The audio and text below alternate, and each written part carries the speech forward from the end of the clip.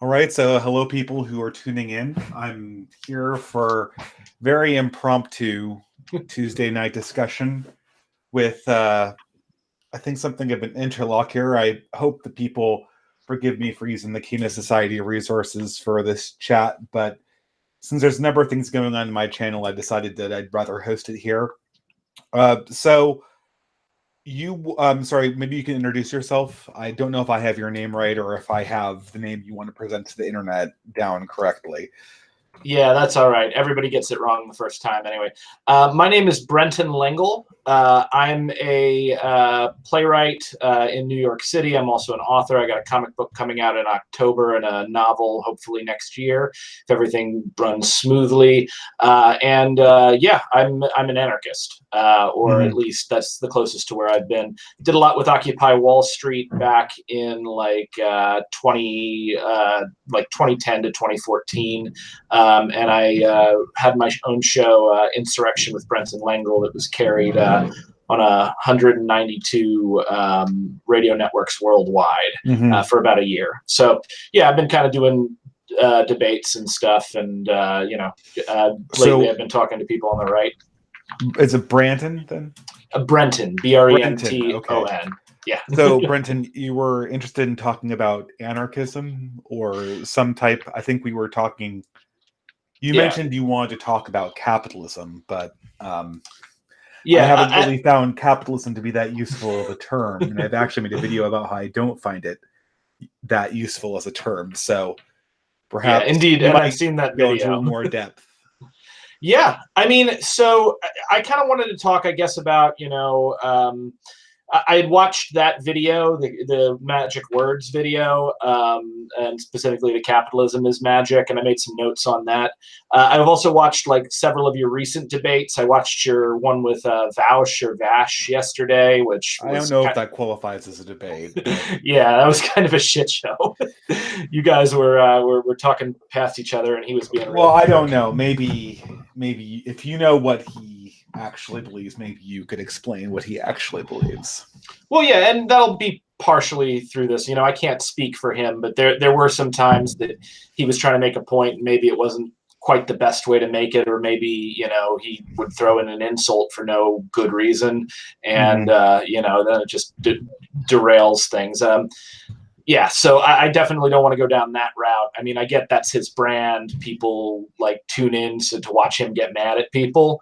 But that's not how I do things. No, that's fine. I mean, the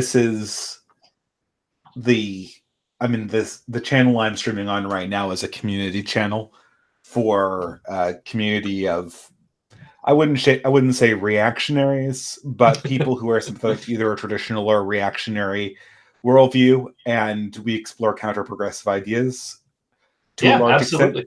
And and for, I don't know. I mean, I think it's quite interesting because I think there's a whole historic tradition of what some people would say are reactionary thinkers that tend to get ignored, both in the academy and also in popular conservative, quote unquote, publications that tend to just get totally sidelined by the whole classic liberalism thing. And I don't know.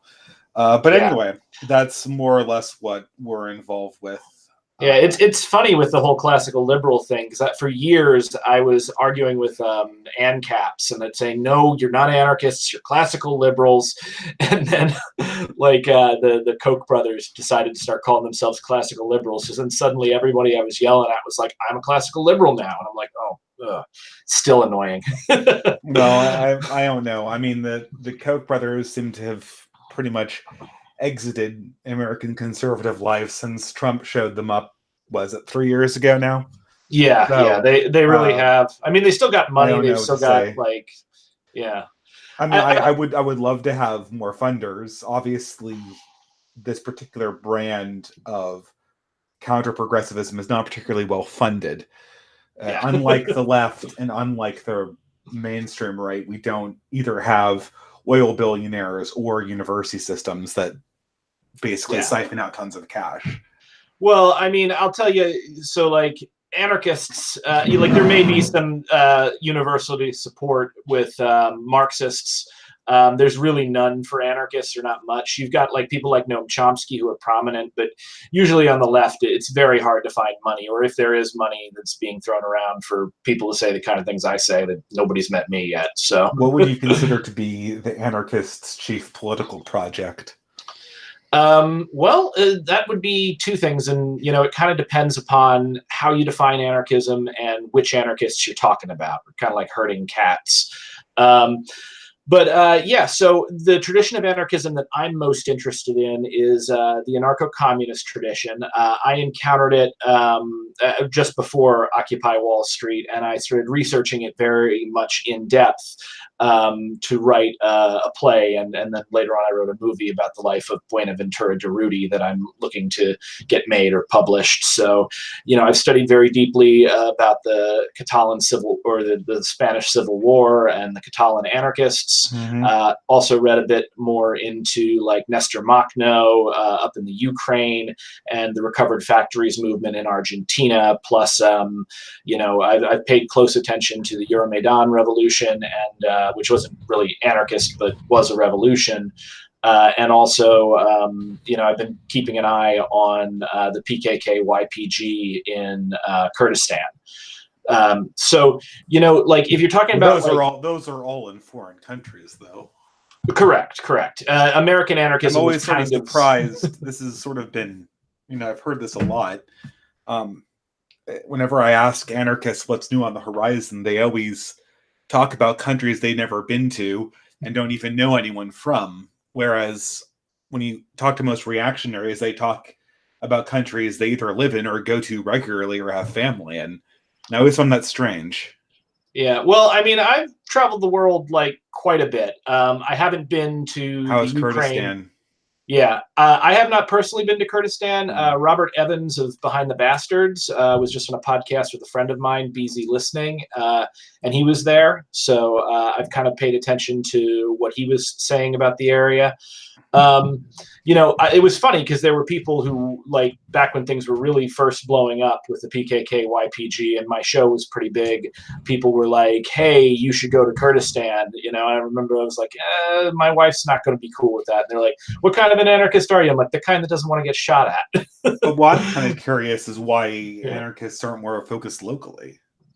I mean, we are. I mean, you would look at stuff like Food Not Bombs. You look at the IWW, the Wobblies. Occupy Wall Street was almost entirely an anarchist movement. Like, liberals kind of came in and tried to co-opt it, and there were like some Marxists and some even like right libertarians there. But like, if you looked at the way that Occupy functioned and its structure, not like the really sensationalized stuff in the media necessarily, but for instance, the way we made decisions via consensus process, the fact that we had a GA and we had a spokes council, all of those were anarchist projects and anarchist ways of organizing. So we do work like here in our own backyard. It's just like a lot of people don't get eyes on it because, like I said, there's not a lot of money out there. And, do you aspire to live in like a housing co-op or something?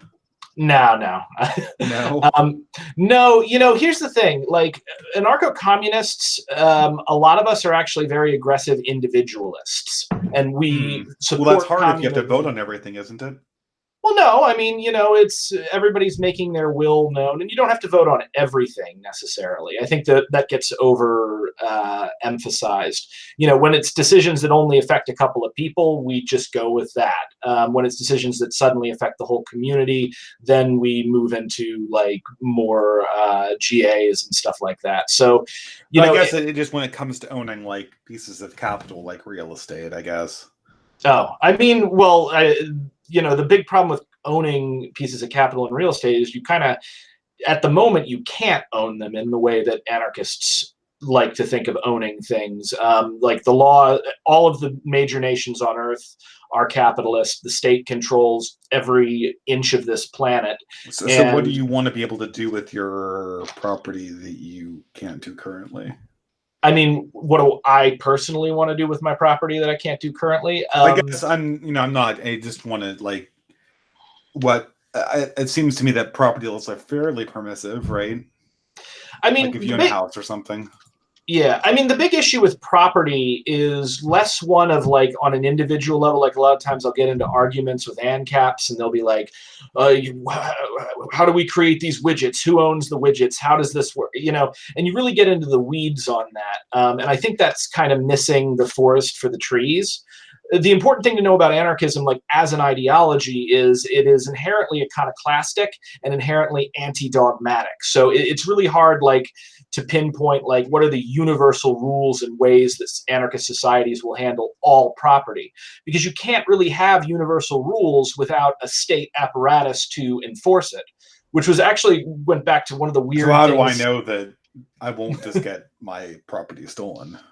I mean, you know, do you trust your neighbors? Do you think like people are just gonna like what you mean? My current neighbors or the people who might come here because they're moving through? I mean, I would say, you know, do you in general trust humans to? No, I don't in general trust humans. Like, Okay, fair I mean, enough. if you want to look for a common difference, I think we might have hit it just now. I don't in general trust humans. I don't Okay. think humans are naturally good. I don't think that if you just leave people to do whatever, they naturally do the right thing. I think human history itself would look very different if that were the case.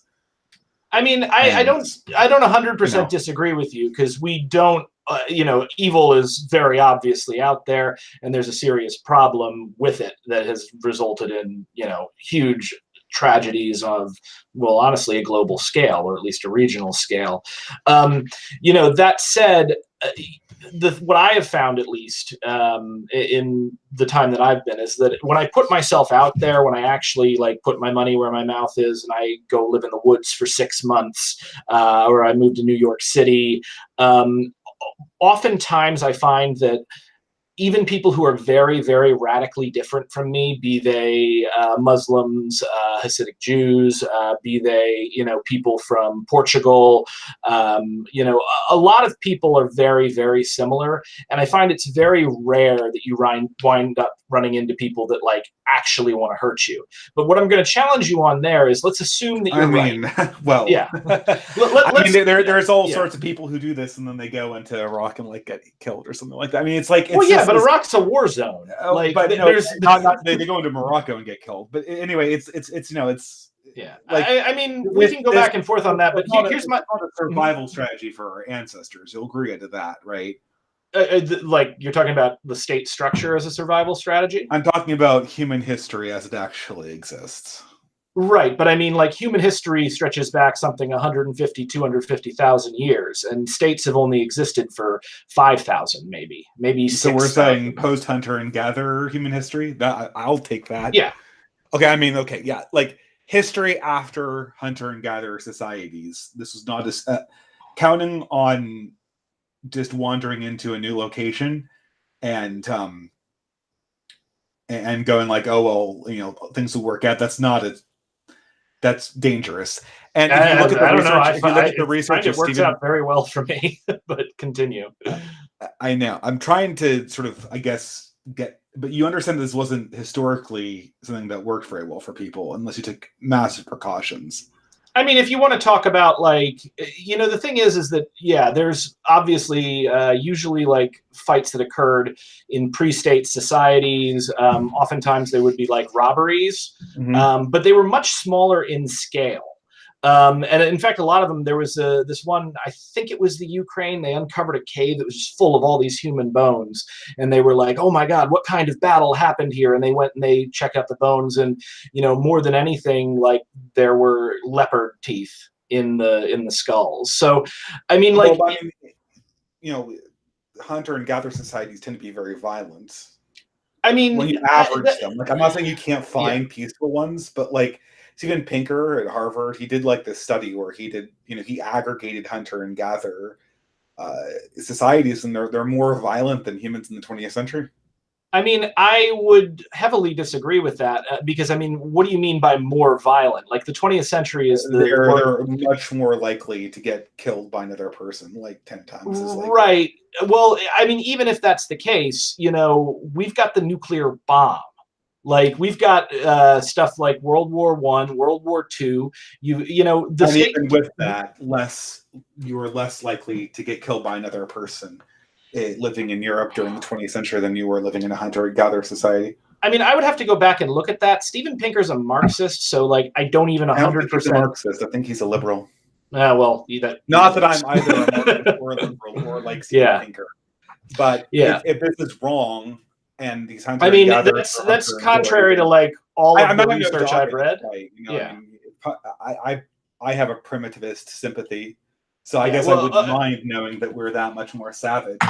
But I mean, I'm not a primitivist though. Like, you know, and prims are a little weird. But what I was kind of getting at essentially was the fact that we have, like, prior to the rise of the state, there were not huge wars of conquest. There was not slavery as an institution. There was individual violence. And you might even say that maybe, okay, it's a little more dangerous per capita, but you also got to think about the size of the population on the planet. We've got 7 billion people now. Back then, there was a far smaller population. So you're saying that the transition from hunter and gatherers to civilizations I mean, if you look at hunter-gatherer societies today, they don't behave like that. Even, you know, when they are... That's currently under contesting. I mean... Yeah. Once again, I've shown that they're very violent, hunter and gatherer societies. I mean, you know, that's, once again, I've read no research on that says that. I know that, you know, you and I are probably reading different authors. I mean, Pinker has been parading this stuff around for like 5 years now. Yeah, but I mean, also, you know, liberal, like you said, he's not a Marxist, he's a liberal. I'm like, even worse. I mean, liberals in particular tend to be very appreciative. That's the charitable way of social institutions. So I wouldn't necessarily say that he's wrong. I would have to say his research. Like, I mean, you know, I just see this as a risk if you're going to sell me hunter-gatherer societies. Well, I don't want to sell you hunter-gatherer societies. I would like to, ideally, if we're talking ideally, I would like to get to a point where people have the kind of freedom and autonomy that they enjoyed in hunter-gatherer societies, while at the same time enjoying the benefits of civilization that we've come to. You know, I'm more of a forward thinker in terms of an anarchist society than a backward thinker. I'm just also like really into Spanish history. So, you know, so like I'm not going to try to sell you necessarily on hunter-gatherer society. I'm just saying that there's a number of things within our own society today that oftentimes doesn't get thought about. You know, it's kind of like how everybody's afraid of terrorists, but you're much more likely to be killed by a police officer than a terrorist. You know, and that's not an apples to apples comparison, but you know, a lot of things that we have been conditioned to think are normal are not necessarily normal. Like, I mean, you're more likely to get killed by a criminal than you are by a police officer. I'm certain that's not the case. Like, we can look up the actual people than criminals. The murder rates have been way down, and you know, I gotta check that out, man. Yeah, you can go and check it out. I'm sure it'll be in there. Are you still there though? Because I'm still here. Wait, did you lose me? No, I didn't lose you. I just wanted to make sure, like, you didn't go off somewhere to grab a book or something. I just don't think the number of murders is. I'm pretty sure that it is more dangerous. You're under more threat from a police officer than an actual murderer. Okay, I'm getting 1,830 people died in California. Number of police murders. And they died 2 murders? That's what it says. Well, not police murders, police shootings. Because remember, they don't know if they died, though. That's the problem. Yeah. Okay. Well, maybe not shootings then. Okay. So the problem here we go. This is okay. So 323 people have been killed by police in California. No, in the United States, 1,830 people have been murdered in California. Okay. So, and where are you getting that? Where are you getting that data from? Well, look, I'll compile it for you. They're from 2 different places, so let me compile it. But I find it questionable. Let's go on. Yeah, exactly. I don't want to get into the weeds on that.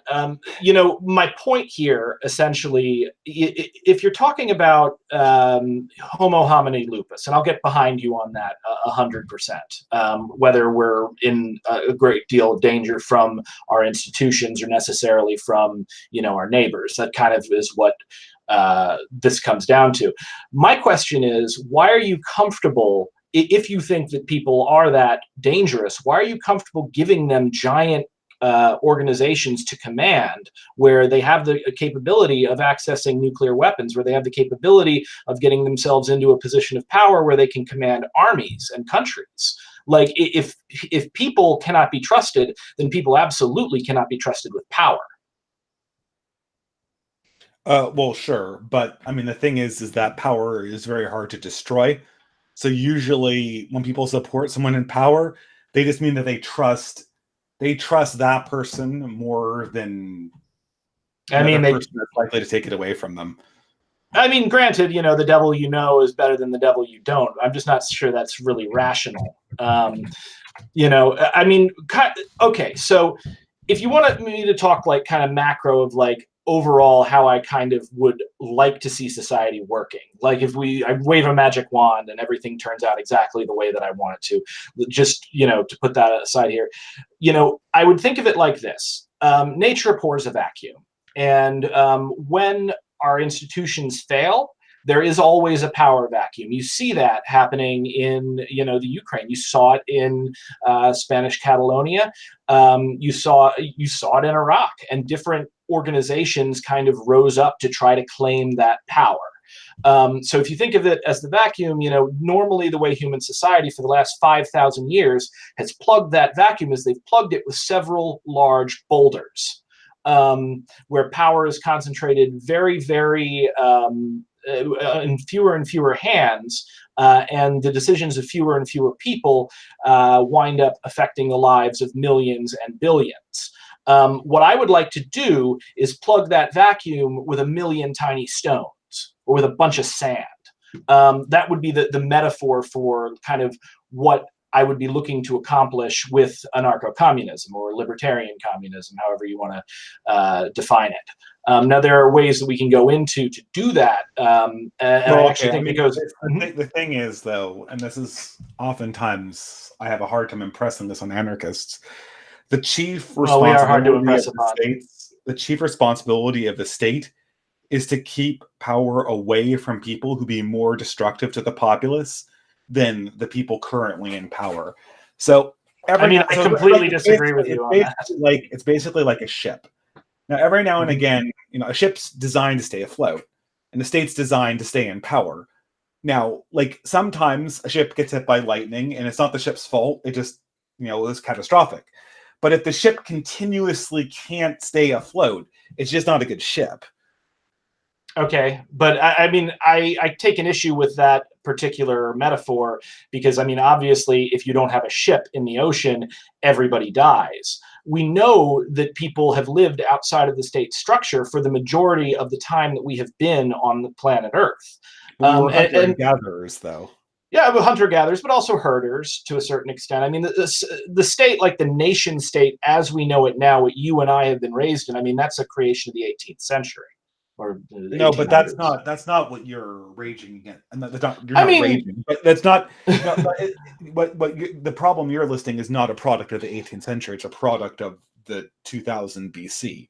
No, but the 18th century it's always a problem. Like what I'm talking about in macro level, where I'm talking about. Do you prefer the 16th century to the 18th century? Most people don't. However, certain aspects yes, certain aspects no.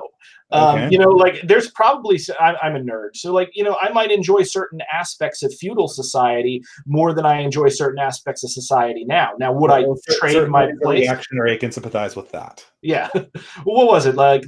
Medieval serfs got like 1/3 of the year off. That's incredible. Just by the way, the FBI has reported that 15,129 people were murdered, and the Root, quoting police statistics, said that 1,165 people were killed by police in the year of 2018. Okay, so that's about 15 times the amount are just murdered by. I can look at that, but also I'll point out that a lot of the time when somebody is murdered, they're murdered by people they know for personal reasons. So I'm not necessarily like someone who would murder the guy sleeping with his wife is not a threat to me because I'm not sleeping with that guy's wife.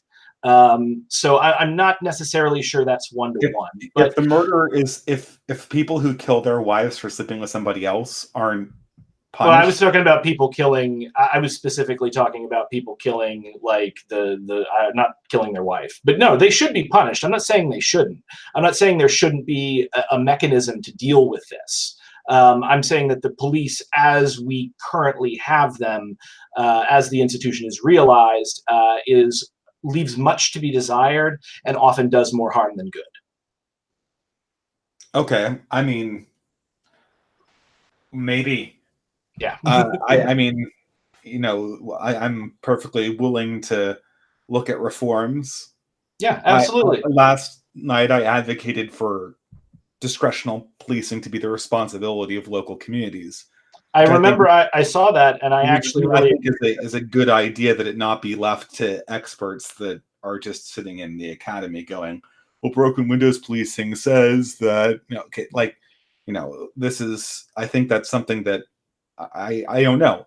But at the end of the day, I guess I'm 100% behind that. And that was actually a weird thing that Vaush said in the, that actually kind of floored me, because he first identified himself as an anarchist and then was against like community police. Well, community policing is its own thing, but was against a community deciding on how it should be policed. Like, I don't understand what he's thinking in a stateless society, how that could honestly be any other way. Like, if you've got a stateless society, who else is going to make that? There's no army to come in and say, you're going to do this or that. There's no big police force being sent anywhere. So of course the community is going to run things. So yeah, I have no idea what he was going on about. I think we agree on that. I mean, obviously, if you do that, if you remove discretional policing and the homicide rate goes up, then I want that widely publicized so people can understand that this was a consequence, or not, if not a consequence, highly correlated with the decision. Yeah. Well, one of the big problems my with decision at the end of the day, how Harlem polices itself. Yeah. Speaking of which, I lived in Harlem for 10 years. Harlem does not police itself right, I just won't live there if I have an option not to live there. Which is, I think that's sort of a question in our modern society too, whether you can compel people to live together who don't want to. I think, the problem with anarchism always seems to come down to capital. I mean, someone's going to ownership of the means of production. The people who possess them. Yeah, well, exactly. And that's actually one of the things that I wanted to get to with because you mentioned this in your Capitalism is Magic video. And you also, so one of the problems is personal property versus private property. Yeah, private property. And I actually think this isn't really your fault, because leftists do a terrible job of explaining this. And even like you Google it, you look it up on Wikipedia, and you're like, what in the world is that? Here's the way I think of personal versus private property. And this is a good, solid distinction that will explain exactly how this works in practice. Okay, so what is personal property? Personal property is the property that you personally possess and use, that you have in your physical possession and are able to, defend that with, your presence, or simply by asking people to leave you alone or not having to deal with it. But like, it's the house you live in.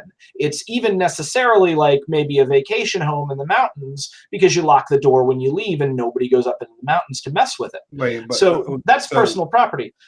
Private property. Yeah, private property is a creation of the state. And I mean, like, you can go back, Adam Smith said this, because you were saying the state's job. Well, yeah, like, it is the ability to own something that you do not possess, that you do not use, and in fact, someone else possesses and uses it on your behalf. So, you take Amazon. Okay, so websites are private property. I mean, yeah, and this goes back to the thing you said with ContraPoints, where you said that her ContraPoints YouTube channel, personal or private property? It's private, but it's not ContraPoints. It's YouTube. It makes okay, but like it's YouTube. ContraPoints has ownership and control over this or not. She actually does not. They have. She No, but has ownership and control over it at they YouTube. get money. It generates pleasure. money from them. They could be. They're renting it. Whatever. They Sure. have discretionary. No, they're not renting it. She is working for them. I mean, that's really what's happening here. She's being paid back a pittance of what is raised in the advertising revenue, because all the physical servers are owned by YouTube. If YouTube decides, can I see ContraPoint's YouTube channel, even if she was given 100%, or even if they were given 100%. If YouTube decided that you were now in charge of ContraPoint's YouTube channel, you would be in charge of ContraPoint's YouTube. No, I'm saying under your system. Under my system, that would be theft.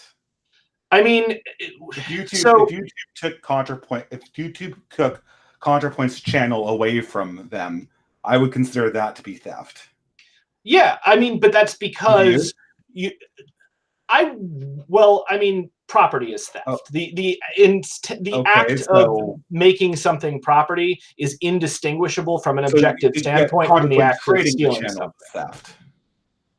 No, I wouldn't say, because once again, YouTube I don't know what provided that channel for her. One way or the other, this thing is lucrative, right? It generates money. Sure, and again, that's not necessarily like a lot of, because leftism and a lot of left anarchism is based in the labor movement. They really push on that. They talk about, for instance, stuff like usury. They'll talk about intellectual property laws and stuff. And so they talk about the generation of money because, again, this is based in unions, and the argument goes like the factory makes this much money with this many people. They don't have the ability to properly bargain for a fair share of it. So we need to unionize. We need to involve expropriation. We need to, create alternative structures, whatever. I don't think that's a useful way of thinking about it. I feel like we're saying that Natalie Wynn does have a right to their YouTube channel. I mean, Natalie Wynn has a right to the product of her labor, but the thing is she does not, and she may, in a sense, own the product of her labor, in the sense that she owns the copyright on the material that she has created. So individual videos. I'm just asking if they have a right to post under a website that they built in someone else's server. It seems fairly simple, right? Could I post ContraPoint's channel? Whether she has a right or not, that's kind of subjective. And that's not really what I'm interested in when I'm talking about types of property. Like the difference between personal property and private property is an objective distinction. So if you want to tell me, do I feel that ContraPoint should own and control her channel? I think she should. When you say this is subjective, what I immediately imagine is that leftists are going to confiscate the property of the people they don't like politically, and then leave intact the people that they do like politically, which is happened in a lot of situations where there have been schemes like this. Since the line is so vague, and I couldn't even really get a good handle over whether a vacation home that if you lock it, it's your private property. I mean, that's crazy. It seems like, could Jeff Bezos's 7 houses be private property because he locked them all? I don't know. I assure you, he has locked them all. Yeah, I don't understand. At the end of the day, it's so vague. I just don't trust people to enforce this, not being just like, oh, hey, my friends, that's your private thing. But like this guy, he's a reactionary. Let's fuck him over. I mean, people are dicks. I don't think that's something that's I'm kind of not an anarchist, right? Yeah. The thing is, I should amend that. People can be dicks. You were right the first time. You shouldn't expect people to just, work things out. I mean, people also don't like being at war with one another constantly. And we all kind of have our own thing that we're doing.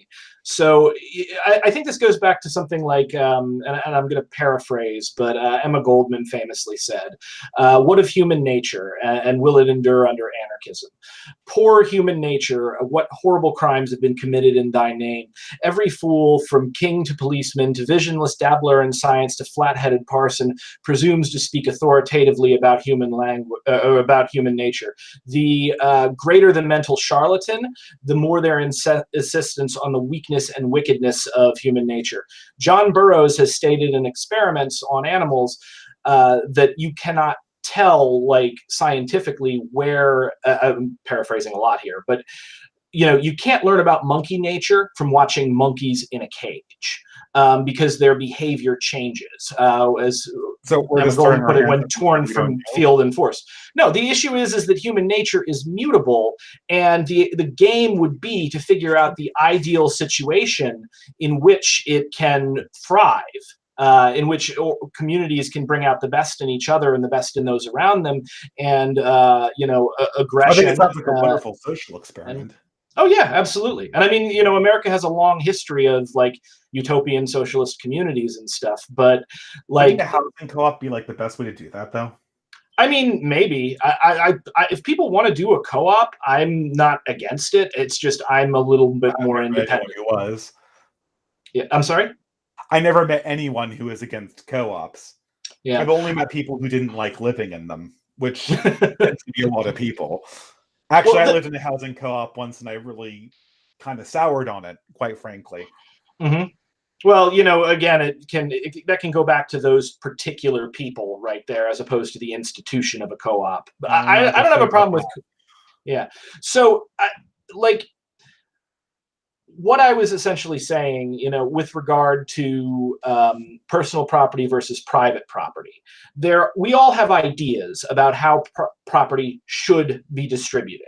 But as my old professor in college used to say, should is a very dangerous word. So when I try to talk about a distinction, I don't try to think about how it should be. I try to think more about, like, okay, how is this actually going to work in practice? And in practice, like, ownership it doesn't exist. It's a mental thing. It's like, I think Robert Kruger of Voluntary Virtues was having a I conversation with understand Jeffrey ownership. You Tucker. don't need to prove to me that ownership is a human construction. I'm not going to contest Okay, that. cool, great. I don't think. I don't think ANCAPs you will sometimes accomplish. I tell don't me think it's you like natural accomplish. law. I literally don't know who you're arguing against, because, I mean, a lot of things are social constructions and they're very relevant. Government's a social construction, but I can't wish it away. Yeah, well, I would agree with you on that. Larkin Rose might disagree, but he's a jerk. There's a lot of things that are social construction that we can't wish away, and this is where I think we kind of find ourselves, right?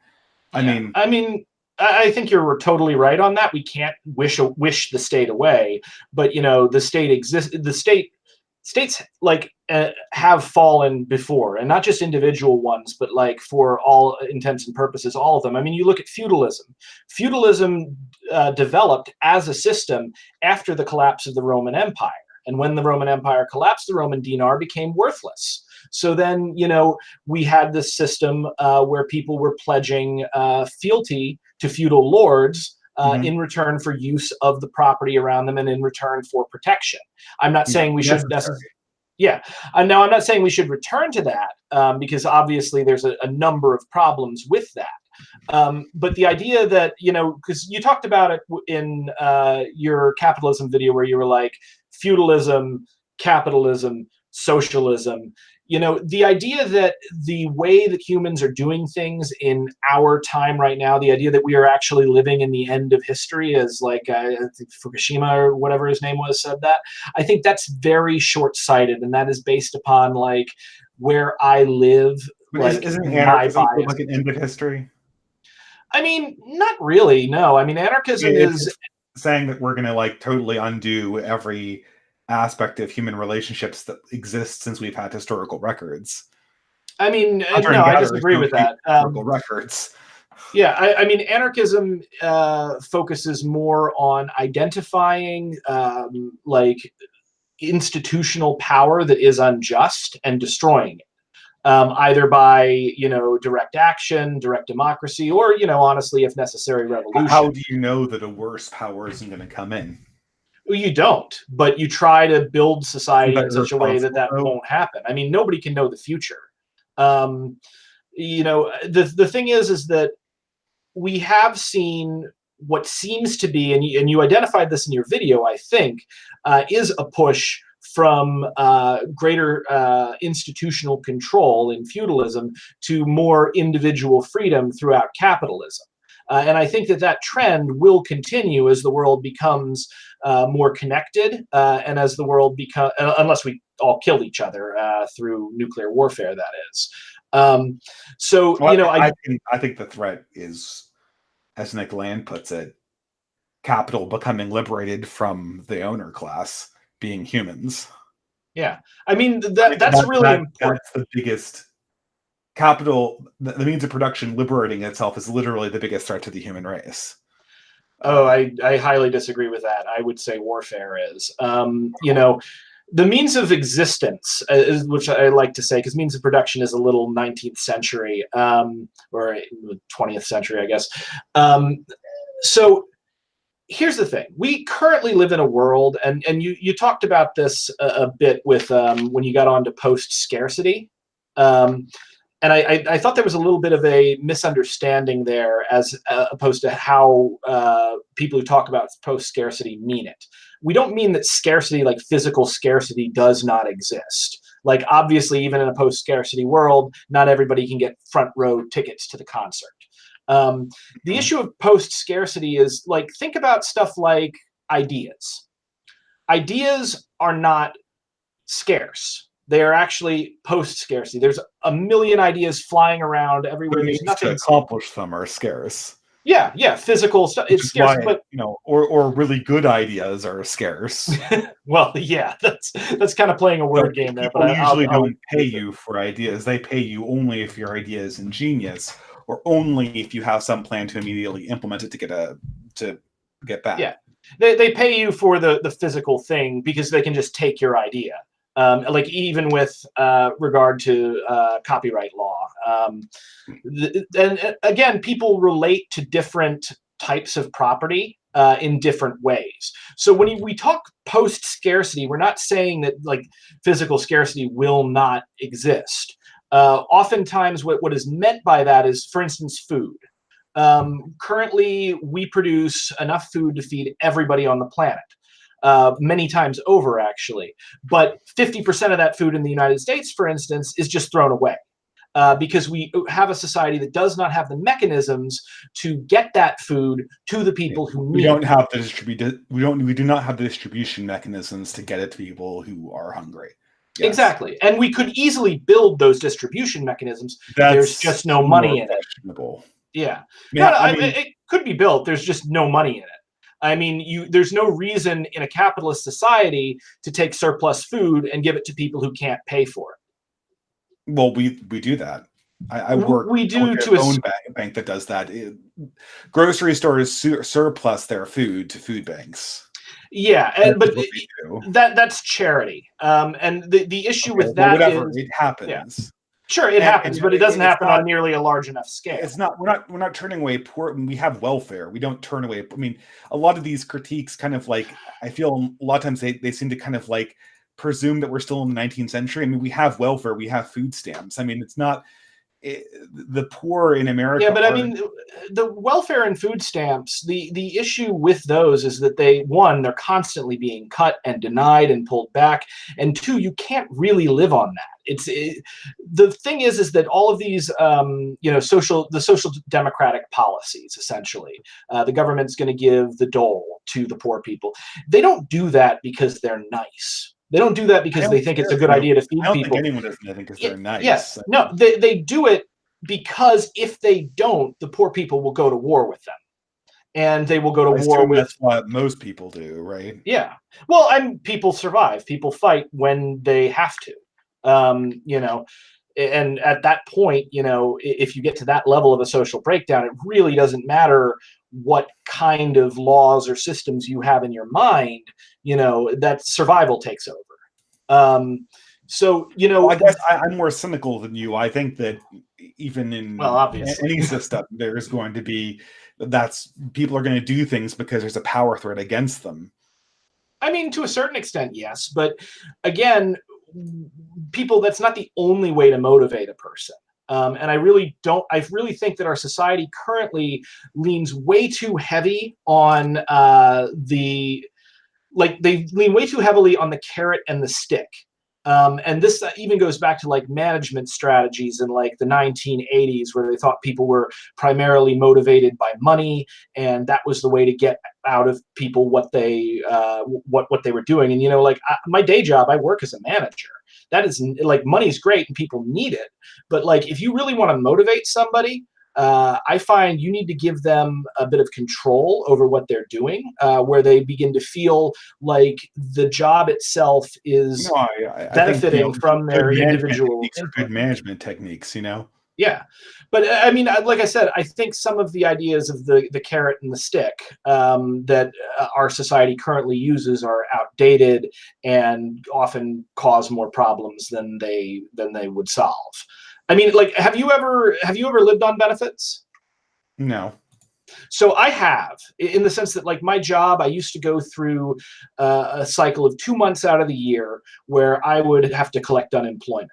It wasn't long enough to where I like had to get another job, or even getting another job would be a good idea, because as soon as I'd start, I'd have to quit. But I also still had to make that jump, but from 1 month to the next, when there was no work. And what I can tell you from my personal experience is when you are out of work for like a month, even if you are taken care of and all the bills are paid, and like, it's depressing. No, I understand. It genuinely gets to you. Need them. Unemployment is a catastrophe. Yeah, it is. And so like, I really think that, people, there's this idea that people have that like, well, if we don't starve people, if we don't withhold the means of existence, no work will get done. I understand that there are some libertarians who say that. I just don't think that like in this conversation or like any maybe you don't, but you got to admit that like current capitalist society in the United States seems to think that. I don't even really understand what capitalism means. Like I never seen a system in my life that wasn't, where the people who own the capital didn't run everything. Certainly, communism owned the capital. So I mean, it's sort of like I don't know. I feel like I'm when people say capitalism, I feel like they might as well just say the devil, right? Like the devil, yeah, or God, right? Depending upon who you're talking to. Because if you talk to God and capitalism is the devil, right? To a socialist. I never seen this stuff. What? Yeah, this actually goes back to your anarchist. These are systems that I haven't seen, and we haven't. I mean, we've tried them on small scales, but they never scale up. I mean, no, they scale up pretty well. Like you look at Argonne Front in Catalonia during the Spanish Civil War. This is a whole like war thing where people are like walking around with machine guns and stuff like that. I mean no. I'm not talking about that. I'm talking about like when the Spanish military went fascist and was defeated by the civilian forces in Barcelona. The anarchists collectivized that entire city and ran it on an anarchist model for 3 years, and not just in the city, but this extended to the entire Argonne Front. I still don't think that 3 years of a wartime economy is a model. I mean, like, sure. I mean, it's at the very least, it's something that's intriguing. Because like I've heard about the Spanish, like I've heard about the Barcelona and Paris commune experiments for as long as I've been talking about politics. I always wonder why, whenever people mention starting a new one, they always go to a war zone like Kurdistan. They never start like Montana. Like there's tons of land in Montana. Like there's tons of land in a lot of places in this country. I always wonder why we have to like go to these war zones in order to get our experiments. I mean, no, there are experiments in communal living that aren't in war zones. The difference is that like when you go to Montana and you decide to go like, or homestead in Alaska, what you're essentially doing is you are still bound by capitalism's conventions. You can't just go to Montana, find unused land, and set up a homestead. You've got to buy it from someone. You've got to pay taxes on it. Taxes are a problem, it sounds like. I mean, not the taxes. I actually think taxes are kind of good. Okay, but they're stopping you from doing your experiments. That's no. The thing is, the system itself is stopping us from having real autonomy. What do you want to do aside from taxes that the government would stop you from doing on a large plot of land in Montana?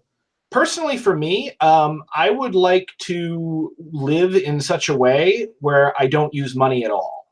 I I think would you can do that, man. No, I actually can't. I take a risk with my life if I do.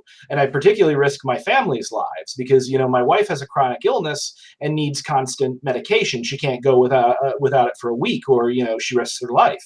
So, So what you're saying is that you're dependent on something that's of produced course I'm outside. dependent on society. Everyone's dependent on I society. understand. Yeah. Yeah, but I mean, okay, well that's fine. I mean, so I mean, I guess the frustration is that this seems like, it seems like this kind of becomes, if your desire is to live without money, uh, you're never going to achieve that unless you take over the entire world, because Yes, I know. because It's really there's going to be somebody who's not in your commune experiment, and in order to deal with them, you're going to have to barter, and then you're going to be using money again. well. I So, mean, like, if you look, have I you get read frustrated Jet? with this experiment because it's just Yeah. like I always feel like implicitly there's this thing where I can never tell anybody if this experiment doesn't work unless they get like all of the power in the world, and No, that's very I see what you're frustrating for talking me. about with I'm that. like, well, what No, am I it's supposed to do? frustrating. I'm 1,000% behind you on that Like, because when you do talk to the more utopian I'll say thinkers, they this, will right? act like Like when reactionaries want to start their little alternative societies, they're perfectly happy to, set up in, in little compounds, and well, experiment. It's just yeah, like because reactionaries are authoritarian and they don't have a you're saying problem with the state structure. authoritarianism allows them not to have to take over the entire world to make their models work. Well, again, if you're talking about just like on an individual commune level, those models work. They work all over the place. There's plenty of anarchist communes all over the world.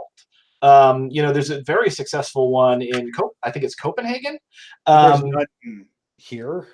No, there's tons here. Like you just don't find them, you don't hear about them unless you run in the right circles. I mean, dude, when I was on the Appalachian Trail, I lived with this isn't an anarchist thing, but I lived with like a doomsday cult in Vermont. They were called like the 12 tribes, and they lived completely communally. Now they were like a weird kind of Christian commune, and sort of had an aspect of live with us, give us all your possessions, and come work in our lima bean fields. But I mean, like there's places like that all over the place, and they have varying levels of ideology. They could be leftists, they could be religious folk, they could be right-wing militias. So people live in different ways, in alternative ways and subcultures all over the world. That's not a thing. That's just a model of ways that people I don't feel like humans that answers my concern, though. Well, what's your concern? My concern is, well, I mean, if these models, what I want to have happen is I want you to do your anarchist thing, Well, and thank you. everyone else to do their reactionary thing, and then for the people who have the model that's more exportable to essentially come back and have that model be copied by people. That's what I would ideally like to have. So you're talking about the marketplace of ideas and the literal marketplace, I guess. I think that's a different concept. I'm Yeah. talking about people living what they preach. Yeah, the marketplace of social systems, essentially. Well, I mean, we've kind of got that going on right now. Like our. Yeah. I mean, I'm yeah, sure. And if that's good, I mean, the objections I predominantly have to the present system largely concern the fact that I feel corporations are interfering with me and property that I should own, not that I have to deal with. I understand that I'm going to have to deal with money regardless, because even if I convince everyone in the United States to stop using money, people in China will not be convinced by me, and I'll have to use money to deal with them. Yeah, absolutely. Because we all have to use money because we've all decided that we have to use money. And if one person drops out, that doesn't matter. And then, that's, I totally get that. And I completely agree with you on the idea of corporations. Like the thing is that this is a natural effect of corporations aren't themselves bad. I mean, that's how you aggregate capital. Yeah, right? I would say the aggregation of power is bad to that You're never extent. gonna. I just don't think you're ever gonna fix that problem. Well, you can't fix it perfectly, but you can try for the best possible fix. I mean, we live in an imperfect world. Every single thing that can possibly exist is imperfect, and every single thing that exists in material reality contains within itself its own contradiction somewhere. So, if we look for a perfect solution, that's a nirvana fallacy. You're not going to find that. But what's the next perfect? Make sure we're not going to tear down the system and end up with the worst one, which is my original concern. Yeah, no, that's perfectly reasonable. I mean, like, people are right to be skeptical of the ways that people with an alternative idea about living present, because once again, the devil you know is better than the devil you don't. I think that we should absolutely be cautious about how we go about implementing these systems. And if somebody came up to me and was like, "Hey, Brent, we got our guns. This is the anarchist revolution. It's happening tomorrow," I'd actually be like, "Whoa, whoa, whoa, whoa, whoa! What the hell are you talking about?" I don't necessarily think that the world that we're trying to build is necessarily even a world that can be built on violence. And that comes back to a couple of things. One, I'm a Buddhist, and I really, the idea that you can escape karma, it's wrong view. The idea that you can kill your way to a better world. What happens is people get that in their heads and they get very frustrated and they fall into this headspace where they think that they can force their ideas into the world and that it will manifest well. But when you're coming from that place of anger, that place of rage, when you do things that are monstrous, you have to deal with the karmic fallout of that. And we've seen that in the French Revolution, we've seen that in the Russian Revolution, to a certain extent we've seen it even in the anarchist revolutions, though again that was less society caving in on the anarchists and more them being backstabbed by Bolsheviks and abandoned by liberal democracies that probably should have been aiding them against the fascists. Why would liberal democracies aid in something that's trying to overthrow them? Well, I think that that's a good question, and that's one of the big problems it's been. It is the nature of people, like, once they have power, they don't want to give it up. And a lot of countries, especially like the people who make decisions, get very, very nervous. But we have seen aid happen. Like we saw the United States did equip the PKK-YPG, and they wound up being one of the best fighters against ISIS in the area. They wanted to kill ISIS, right? Say what? I think they did that because they wanted to kill ISIS. Well, of course, but again, the United States could have equipped the Catalan anarchists and they would have beaten Franco easily. The same thing as if France had done it. Unfortunately, the only nation willing to give any weapons to the anarchists was Mexico and Russia. And the USSR mainly gave them broken weapons that didn't work, and Mexico gave them mainly small arms, which wasn't really what they needed. They needed the ability to deal with Franco's air force. They needed the ability to deal with tanks. They needed their own tanks, cannons, planes. If they had had the access to those things, you might see a model, like an entire country at least, based upon, anarcho-syndicalism. Now, the thing is that what does that mean for the future of liberal democracies? Well, if that works really well, that's a huge threat to them, because once that genie's out of the bottle and people see and feel actual freedom, they're not going to want to go back. So I'm not saying that I think they morally should aid anarchists. Like, it was the moral right thing to do, even though they didn't do it for moral reasons, to aid the PKK-YPG against ISIS. But realistically, if we talk about the real politic, it's not going to happen. Okay, I mean, I still think that I just like to interact with intentional communities in this country.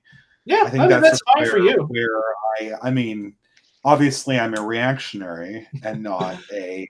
I don't think you're a reactionary. Like I'm a reactionary. No, I've talked to reactionaries. They don't usually sound like you. But maybe why don't you tell me why you're a reactionary? I don't believe in egalitarianism. I don't believe in liberty. I think that authority is the natural state of mankind. Okay. I think we'll always go back to it. Then why do you think communities should control their own policing? Because that, in and of itself, is kind of an anti-authoritarian tactic. Oh no! I believe that people should make decisions that they're personally invested in. That's what I think. The key reactionary insight is not that. I mean, if people are making those decisions, that's the essence of freedom. Anarchists don't understand how reactionaries, or at least intellectual reactionaries, think. Is they assume that because they're motivated by freedom, reactionaries must be motivated by anti-freedom. But reactionaries aren't motivated by anti-freedom. They're motivated by a desire for order, and they're motivated by a desire to sustain a community into the future, intergenerationally. Well, and they're sensitive to the risks. And the key reactionary takeaway is not that freedom is always bad. It's that sometimes freedom can be destructive to this project, and that we have to be watchful. We have to be as careful about freedom as we do with authority. And the typical rule of thumb that we try to apply, and I thought this was said very well by the author, although I don't know sure if he's a reactionary or considers himself such. The same Nicholas Taleb said, skin in the game is the way you know the difference. The freedom that people enact when they stand to lose from the consequences of using their freedom poorly is correct freedom.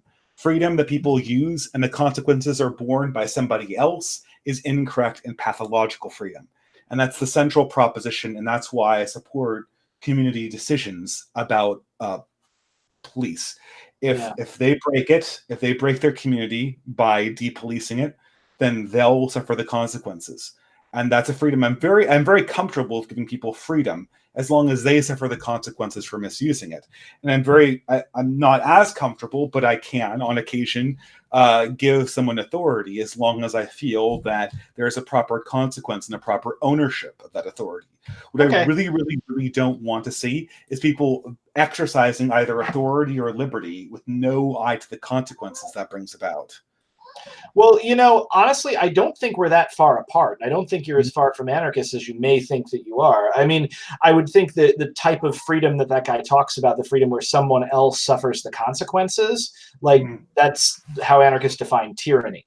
So, this may be an issue of language, not connecting. So, one, thank you for, telling me about that. I learned something. For instance, I think we just define it differently. Like if you tear down an institution, and then like barbarians come in and wreck what you have left over, that's on you. You don't tear down authority structures unless you're sure that what's going to replace them, or they're not there for a good reason.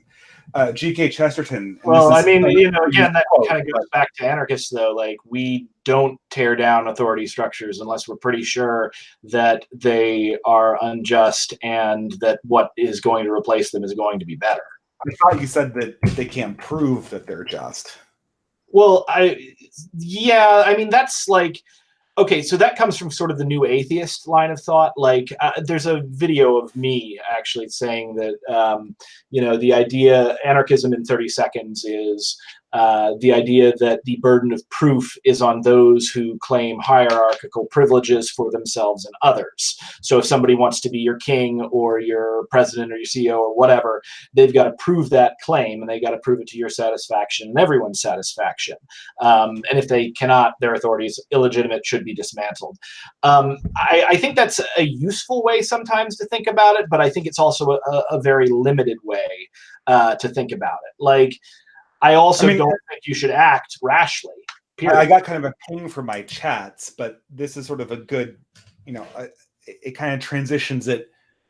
So like looking at the Syrian civil war, which is strangely enough where anarchists locate one of their best last hopes for anarchism, or I wouldn't maybe not, say that, but I'd say but you know, that. I'm using a figure of speech. Yeah. When reactionaries look at Syria, they're like, okay, I'm really invested in having the Christian Assyrians survive this conflict. Now, Christian Assyrians' interests aren't, Assad's a bad guy, but Assad being a bad guy is immaterial. What's material is what the consequences is for supporting Assad or supporting the people who oppose Assad. So the responsible thing is to figure out what the Assyrians can do to survive. I don't know if you can answer to this, and I don't want to put you on the spot, but I guess Badmouse said that Rojava, is that the Armenian thing, was suppressing Assyrians? I mean, Rojava is a city. Rojava is one of the places where they battled ISIS and where the PKK YPG first came on the scene. Mhm. It was that in Kobani. So maybe Rojava might be it's either a city or a region. I always get those confused. I'm a little dyslexic. Sure. Yeah, I hesitated to bring this up because it's not my contention. It's the contention of the chat. And I have no ability to back this up with anything other than to list it as a concern. But I guess, if I may, I don't know if the concern about the PKK or whatever oppressing Assyrians is true or not, or what. But the thing is if I look at a war, I say, okay, the communities I'm directly responsible need this war to proceed in a way such that we can continue to survive. Now, we can try to seek justice when order is restored, but if this thing goes down such that, psychopaths end up with all the machine guns. And psychopaths already have all the machine guns. Well, okay, but if you're an Assyrian Christian, the psychopaths look very different if they're Assad versus ISIS. Very different. And that's a very real distinction. A distinction that's more real than any contention about authority or liberty. So essentially, you're saying that Assad. Are you arguing that Assad is defending the Christians in that area? It's inarguable that Assad is the only military force that was able to stand up against. Again, I know he created the problem. You don't need to convince me that he's a good guy or he's a bad guy. But the thing is that if you're responsible for an Assyrian family, it's irresponsible to essentially plunge your family into the clutches of ISIS because the current leader is a bastard. That's not a responsible use of power. I mean, I wouldn't necessarily disagree with that. We are talking about a civil war, and these things are always really, really complicated. Now, I don't give a crap if someone's a Christian, a Muslim, an atheist, whatever. Human life is inherently valuable, and unless people are hurting other people, they should be free and have the best possible chance to get whatever part of happiness they can get in this incredibly short life that we have. So yeah, I can see the argument that it might be irresponsible to topple Assad if it could result in a massacre of the Christians living in Syria, or really a massacre of anybody living in Syria.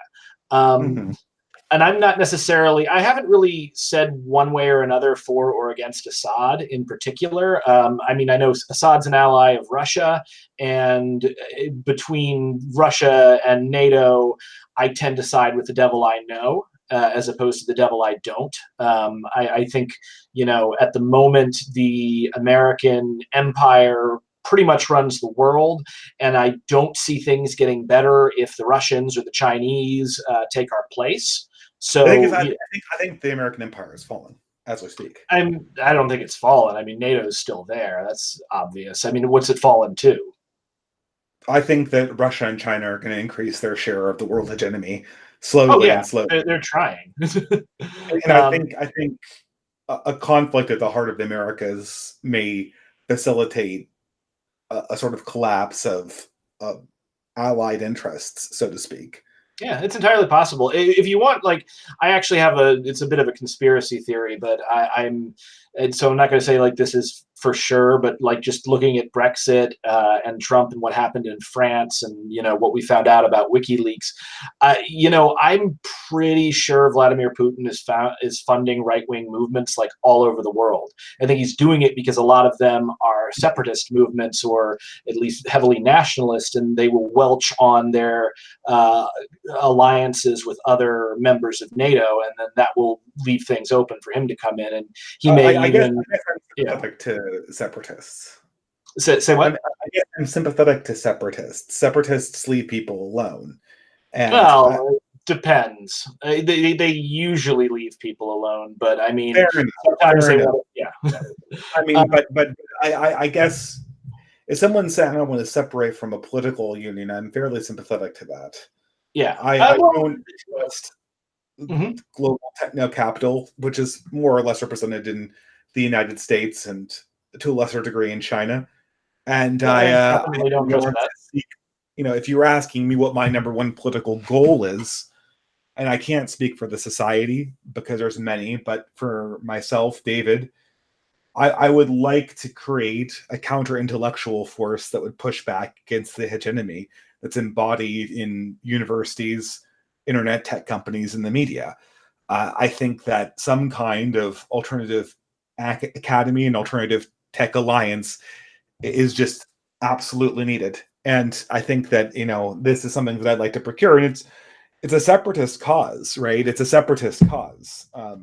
When it gets right down to it, breaking away from these institutions of corporate capital is very much like breaking off of a country in some sense. Yeah, no, I don't disagree with you on that, but I mean, I'm going to use your own words here. You got to do that very carefully because okay, so look at the Ukraine, for instance, Mhm. with the Euromaidan revolution. Um, you had Paul Manafort advising the president of the Ukraine specifically to first stoke the divisions in that country and get everybody mad so that he could profit from the chaos. And then when things got really bad, it was Paul Manafort who told him, start killing protesters with sniper rifles. And he did. And look what happened. What happened was frickin', you know, Vladimir Putin invaded and 10,000 people died. And now, you know, Russia has annexed a large portion of Crimea.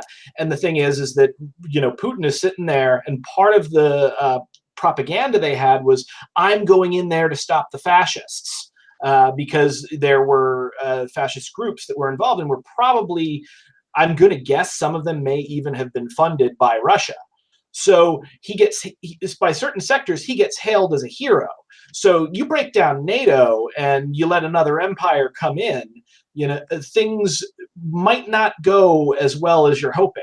Now that's Absolutely. And as a reactionary, as I say reactionary, but I'm really just reactionary sympathetic. I'm not whole hog on the theory, but you know, as somebody who comes from a right tradition, that is absolutely speaking my language. The gods of the copybook heading say, stick to the devil you know, and we should not be so quick to tear down the apparatuses around us, even if it is Mark Zuckerberg and techno capital, which I really loathe. I think everybody loves Mark Zuckerberg. But hey, man, I hate to break this off, but it's been very entertaining talking. Do you want to say anything about your projects? Go on, so it's not just me interrupting you with contentions. Yeah, absolutely. And I did have one other question for Oh yeah, you. actually, let's answer the question. I'm not in a super hurry, but I just can't go on till 9 because I got a bunch of stuff I need to do. No, I know what you mean. It's almost midnight on my end. Yeah. Tomorrow. Okay, so here's my question, and this is less me as an anarchist, and this is more me as a Buddhist, and I'm trying to understand kind of this alternative intellectual movement that you're looking to do, because I am sympathetic to that. But this comes down to, so for a Nichiren Buddhist, the core tenet of our faith is Nam Myoho Renge Kyo. It is the mystic law of the Lotus Sutra. And the best way to quickly translate that is essentially the mystic law of the Lotus Sutra is the idea, or as a Buddhist, I'd say it's the universal truth that all living beings possess the Buddha nature, and this Buddha nature can manifest within humans within a single lifetime. So the lifetime that we have now at any time. Mm-hmm. And what that essentially means, what that truth, what Nam-myoho Renge Kyo means, and why we chant it, and why we get together for world peace, and like Daisaku Ikeda presents a world peace proposal to the UN every year, is the idea that human life itself is inherently valuable, and that all people deserve respect, and I suppose they deserve respect and freedom in as much as they are not hurting others. Because everyone's a sleeping Buddha.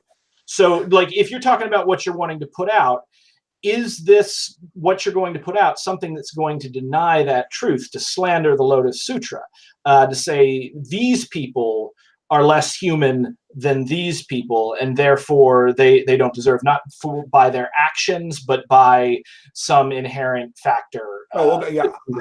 I'm a firm believer in the equal dignity of all people, and the organization that I'm starting is avowedly peaceful. I don't agree that all organizations can commit to pacifism, nor do I agree that Christians should swear to pacifism, because I don't think that's a responsible vow to make. But I do think it is, I think, short of betraying our core responsibilities to God, our faith and our families and peoples, I think that short of selling those things short, Christians should always strive for peace. And I think that, this desire to have goodwill among peoples is a commonality between our two religious traditions. Absolutely. That's really, really great to hear. Mm-hmm. Yeah, I mean, I had a couple of other things, but I feel like that's a really good thing to end on, so I don't want to go into them. Well, I'd love to do this again if you want to sometime. Yeah, let's totally. It was really great talking to you. I'm much more laid back than I was yesterday, although drinking the whiskey sour while I was talking to you probably helped a little bit with that. I'm sure it did, yeah. Anyway, thank you very much. I'm sorry, I forget. Is it Brenton or? Brenton. It's Brenton Lengel. You can Google my name, Brenton Lengel, brentonlengel.com. What I have coming up, so my comic book was just announced it's being published through Scout Comics. There's a blurb on it that was put out for Free Comic Book Day. It's called Snow White Zombie Apocalypse. It's going to come out this coming October. So look for that, and you can follow me on Facebook or Twitter. Just Google Brenton Lengel. You'll find me very easily. Sounds very good. Thank you so much for showing up on the live stream, and I hope to talk to you in the future. Yeah, absolutely. Let's totally do that, because I did have some